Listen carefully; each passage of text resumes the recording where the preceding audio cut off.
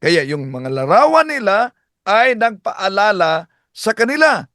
Maring araw daw umano ay at pinagtatawanan pa nitong kaanib ng Iglesia ni Kristong Tatag ni Felix Manalo yung paliwanag ko kung paano makilala ang larawan ng mga santo. So, naunang sinabi ko na ang mga larawang ito ay tumutukoy sa mga banal, sa mga tao na ating inaalala. Hindi iyon sinasamba. Pero, tanungin natin sila, itong si Are, Kaagila daw siya. Hindi ba't may larawan din sila ni Felix Manalo? Paano nila nasisiguro na ang larawang iyon ay tunay na larawan ni Felix Manalo? E di, natural. Tagapagtatag nila si Felix Manalo. Kaya, natural na lamang na makilala nila. So, isa-isahin natin ito, mga kapatid, sa pagsagot. Ito ang kaniyang video na ipinurward din sa akin ni Kabornok. Si Kabornok ang nag-request na kung maaari sagutin. Na nadaya ng maling pangangaral ng simbahang Katoliko. Muli po, kumusta kayong lahat? Tatalakayin po natin ngayon ang isang maling aral na ipinagkakalat ngayon ni Wendell Talibong, isang CFD ng Iglesia Katolika Apostolika Romana. Bago po yan, ako po muna ang inyong lingkod, RMG Kaagila. At walang kinalaman ng Iglesia ni Cristo dito sa aking ginagawang mga... Ayun, nanghuhugas kamay na sila, walang kinalaman daw ang Iglesia ni Cristo sa kanyang ginagawa. So, una, sinabi niya na ang simbahang Katoliko daw ay nadaya. Paano nadaya ang simbahang Katoliko kung mga kasama mo mismo nagsabi na ang Iglesia Katolika ay siyang unang Iglesia ni Cristo? Ibig sabihin, hindi yung inaniban mo. Pakinggan na natin si Sinita na tulad sa iyo, nagsasabi ding walang kinalaman ang Iglesia ni Manalo sa anumang sinasabi ko. Pero anong sabi ni Sinita? Talaga pong ang Iglesia Katolika Apostolika Romana, talaga pong sa pasimula, yan ang Iglesia ni Cristo. Yun po ang paglitaw ng Iglesia Katolika Apostolika Romana. Hindi po yan natatag bilang pasimula ng organisasyon. Talaga pong sa pasimula, yan ang Iglesia ni Cristo. Ngayon, kung ang tanong ni Talibong, mababasa ba sa Biblia? Mababasa ba sa Biblia na sa pasimula, ang Iglesia Katolika, Iglesia ni Cristo? Literal po, wala. Yan po ay naganap sa pamamagitan ng hula. So, paano ngayon na ang simbahang Katoliko ay nadaya kung galing mismo sa mga kasama niyo sa Iglesyang Tatag ni Felix Manalo nagsabi ng Iglesia Katolika ang unang Iglesia ni Cristo? Malinaw na ito ang tatag ng ating Panginoon Jesucristo dahil ang unang Iglesia ni Cristo ay tatag ng ating Panginoon Jesucristo sa San Mateo Kapitulo 16, 18. Ngayon, kung sasabihin nila na nadaya o naligaw daw ang simbahang Katoliko, so ibig ba sabihin, nabigo ang ating Panginoon Jesucristo na ingatan ang kanyang iglesia? Taliwas yan sa kanyang pangako na hindi mananaig ang pintuan ng impyerno laban sa kanyang iglesia. Walang totoong iglesia, mga kapatid, kundi pinatunayan mismo pa sa kasama, ministro pa nila. Anong sabi ni Sandoval? Paano nadaya ang Katoliko kung ito ang sabi ng ministro ninyo? At ang Iglesia Katolika bilang isang organisasyon o samahang pangrelihiyon, yan po ang organisasyon. Pagka sinusi pabalik, yan ang dating Iglesia ni Cristo. Yan ang dating Iglesia ni Cristo. Yan ang dating Iglesia ni Cristo. Talaga pong ang Iglesia Katolika Apostolika Romana, talaga pong sa pasimula, yan ang Iglesia ni Cristo. Sa mga ANC nagsubaybay ngayon, paano masasabi nitong mga kaanib din at mga ministro kung di pala nila mapigilan ang katotohanan, mga kapatid, na ang simbahang Katoliko ay siyang unang Iglesia ni Cristo. Napakalinaw yan. Di lang nakasulat. Alam naman kung ang tunay na iglesia, yung sa kanila. Bakit? Inasa Pasugo Magazine nila mismo. Anong sabi ng kanilang Pasugo Magazine? O, tingnan niyo ang nakasulat sa kanilang Pasugo Magazine. O, na ang may akda ay si Mary F. Ruiz. Di ba malinaw? Si Felix Manalo ang founder. O, kaya dito pa lang sa kanilang Pasugo Magazine, abay, supalpal na. Tuloy natin. Patagalin, Di natin patagalin umano. talakayin na natin. Ano ba ang ipinagkakalat ni Wendell Talibong sa social media? Panoorin at pakinggan natin. Ano po na dinidepensahan ng Labas dito, pati si Bro Jando may katanungan.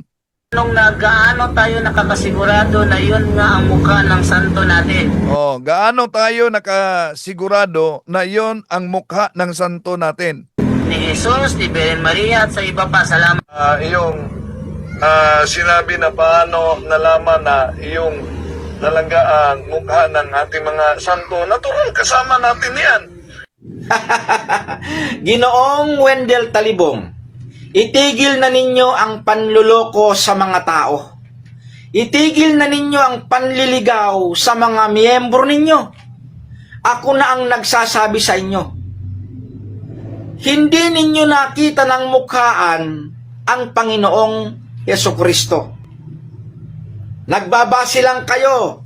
So hindi daw umano nakita mukhaan ang ating Panginoong Hesukristo. E di ibalik natin sa kanila kung yun ang argumento nitong si Mr. Aguila kasi ang kaniyang pinakilala na dahil hindi nakitang mukhaan, bakit? Naniniwala ka ba na ito ay larawan ni Felix Manalo? Kung naniniwala ka na larawan ito ng founder ng Iglesia ni Cristo na nasa medalyang tanso, tanong, nakita mo ba personal si Mr. Felix Manalo na founder ninyo? Hindi lang yan. Merong monumento si Felix Manalo, inaalayan pa ng Bulaklak, kung saan ang kanyang anak na kasalukuyang tagapangasiwa ngayon, eto, makita ninyo, nakatindig sa harap sa imahe ni Felix Manalo. Ngayon, kung ang argumento hindi nakita personal ang ating Panginoong Hesukristo, so mali na. Bakit? Nakita mo ba personal itong si Felix Manalo na nilagyan ng larawang tanso? Di ba? So, mali ang argumento na hindi raw nakita ang mukha personal ng ating Panginoong Hesus, kaya hindi dapat paniwalaan. Kung ganon ang argumento, balik natin, nakita mo ba personal si Felix Manalo para paniwalaan mo yung tansong medalya, yung tansong rebulto ni Mr. Felix Manalo? Kung ang batayan, mga kapatid, ng paniniwala ay dapat nakita sa sariling mata, abay, ibig ba sabihin, hindi na rin pwedeng paniwalaan yung mga bayani sa kasaysayan natin? Dahil yung mga bayani, sila si Jose Rizal at iba pa, hindi mo nakita sa sariling mga mata mo, kundi nasa monumento lang. Pero tandaan natin, ang pananampalataya ay hindi nakabatay sa literal na pagtingin lamang, kundi sa testimonya, sa kasaysayan, sa simbahan Katoliko, sa tradisyon na patuloy na nagpatotoo kaugnay dito. So kung tinanggap nila ang tansong imahe ni Mr. Felix Manalo base sa larawan at kwento na nakasulat mismo sa kanilang pasugo, bakit mo tinanggihan ang imahe ng ating Panginoon Jesucristo? Kung sasabihin na hindi yan totoo ang mukha, ayon sa ating Panginoong Hesus, San Juan Kapitulo 10:14, kilala ko ang aking mga tupa at kilala din ako ng aking mga tupa. So, kung hindi tumukha ng ating Panginoon Jesucristo, dahil early Christians, kahit na sa katakom, may mga larawan sa early Christians. Ano ang larawan ng ating Panginoon Jesucristo na tinututulan nila na hindi daw Diyos? Pero si Felix Manalo, na ginawa nila ng monumento, anghel daw. Tuloy natin. Ang Panginoong Hesukristo. Hindi ito napatunayan. Mr. Wendell Talibong. Hindi daw umano na patunayan yung larawan ng ating Panginoon Jesucristo ay talagang ang ating Panginoon Jesucristo. Meron pa tayong larawan sa Divine Mercy na napakita kay Santa Faustina, di ba? Bakit? Ano din ang hawak mong ebidensya na itong larawang ito hindi talaga napatunayan? Ano din ang hawak na ebidensya na yung larawan na tanso ay napatunayan kay Manalo? Dahil po ba siya founder ninyo? Tuloy natin. Kaya hindi pwedeng gamitin. Huwag ninyong iligaw ang mga tao. Okay, hindi napatunayan kaya hindi pwedeng gamitin. So ibig ba sabihin dahil para sa inyo ang tanso na larawan ni Felix Manalo na inaalayan ng bulaklak na patunayan kaya pwedeng gamitin. Iba't si Felix Manalo lang ang may ganyan. Di po ba? How about yung Iranio Manalo? Ba't di niyo nilagyan ng larawan? Kung si Felix Manalo ay pinakilala ninyong anghel, di ba anghel? Ang anak niya, si Iranio Manalo. Ang tanong, hereditary ba ang pagka-anghel ni Felix Manalo? Anghel ba din si Iranio Manalo? Okay, tuloy natin mga kapatid. O ano na? Ba't naghang ka? O ano? Una, yung imahe o rebulto ng simbahan na ginagamit natin sa pagpaalala sa kanya. Sang-ayon ba ang tunay na Diyos? Sang-ayon ba umano ang tunay na Diyos na ang larawan ay ginagamit sa paalala sa kanya? Ang tanong, balik natin. Itong medalya ni Felix Manalo, sang-ayon ba ang Diyos na ginagamit ninyo ito? Asan mabasa sa Biblia na pwede gagawa ng medalya? Aber, napansin nyo mga kapatid na nagsubaybay ngayon, lalo na sa mga iglesia ni Cristo? Di ba?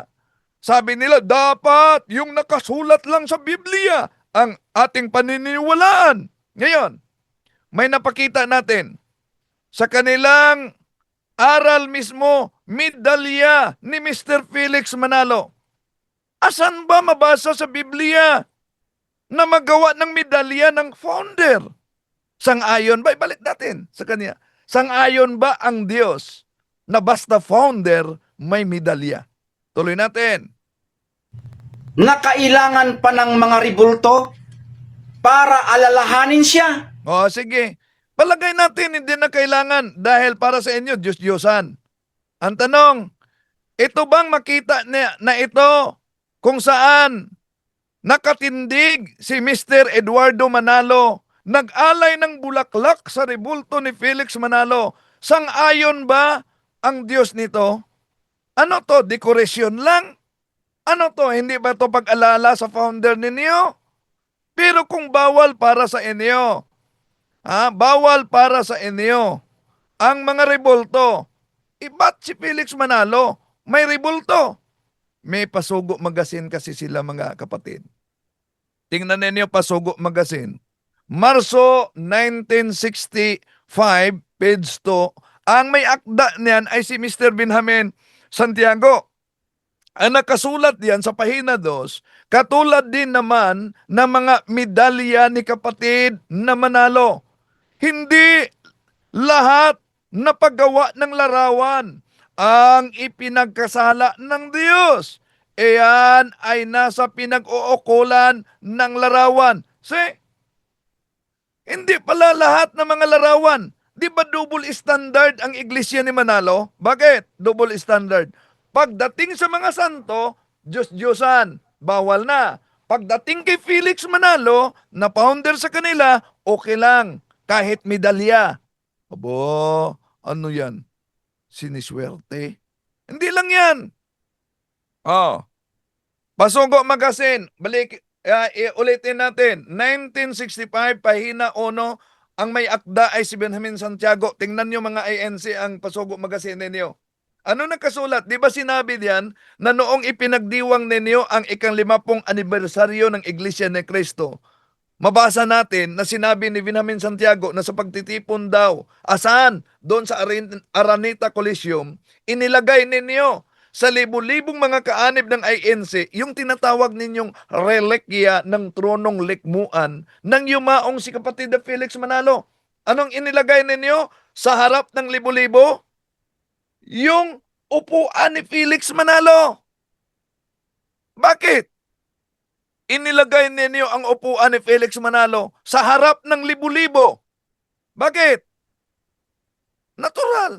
Inaalala ninyo yung nakaupo noon. Pero ang tanong, kung Biblia lang, asan mabasa sa Biblia na pwedeng ilagay sa harapan ng mga kaanib yung upuan ng founder para sa pag-alala sa kanya? Di ba? Oh. So, napansin niyo, pag sa mga santo, bawal daw alalahanin sila. Pero pagdating kay Felix Manalo, kahit upuan, okay na para maalala siya.